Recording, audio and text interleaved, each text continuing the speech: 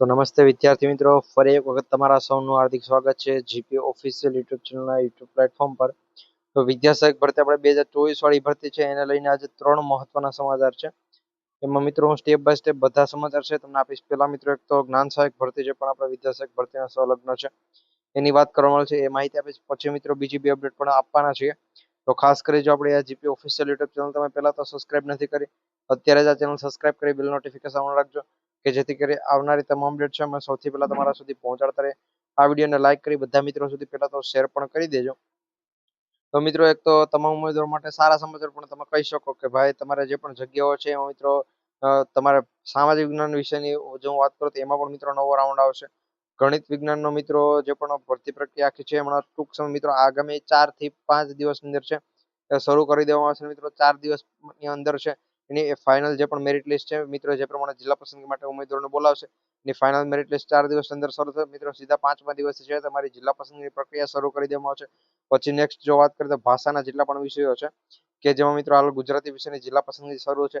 મિત્રો એ ગુજરાતી વિષયની અંદર છે એનો પણ મિત્રો લગભગ શક્યતા છે પીએચ કેટેગરી માટે છે ઓલમોસ્ટ નવો રાઉન્ડ આવી શકે છે. અને સામાજિક વિજ્ઞાનમાં તો કેટલા જગ્યા પર નવો રાઉન્ડ આવે.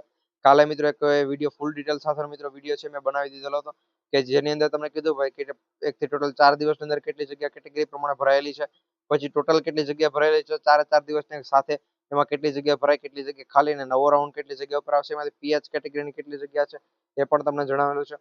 તો મિત્રો આ બધી અપડેટ અમે 100% તમારા સુધી પહોંચાડતા રહીએ. એમાંથી હવે પહેલી અપડેટની જો હું અત્યારે વાત કરું કે જે પણ જ્ઞાન સહાયકની ભરતીનો એને પણ એક અપડેટ છે માહિતી પણ આપી દઉં.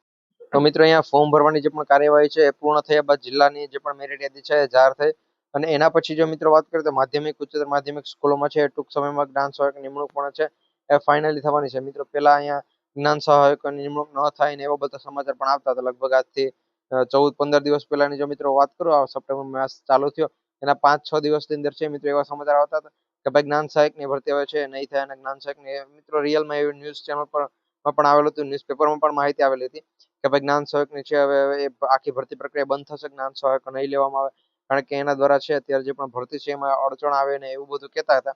પરંતુ હવે મિત્રો ફાઇનલ થઈ અહીંયા ફોર્મ ભર્યાની કાર્યવાહી પૂર્ણ થયા બાદ છે એ જિલ્લા દીઠ આખી મેરિટ યાદીઓ જાહેર થાય છે.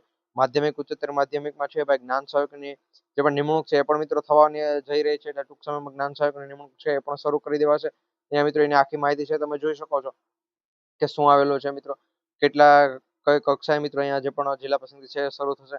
હવે મિત્રો વાત રહી કે બીજી બે અપડેટ, તો મિત્રો બીજી બે અપડેટ ઉપર છે આખો ફૂલ એક વિડીયો 10 મિનિટનો વિડીયો છે કે જે આજે આવી જવાનો છે. ખાસ કરી આપણે ચેનલ સબસ્ક્રાઇબ કરી બેલ નોટિફિકેશન ઓન રાખજો કે જેથી કરી બંને અપડેટ તમે જોઈ અને મિત્રો તમે પણ એકદમ ખુશખુશાલ થઈ જાવ કેમ કે સારી અપડેટ છે. ચેનલ સબસ્ક્રાઇબ કરવાનું ભૂલતા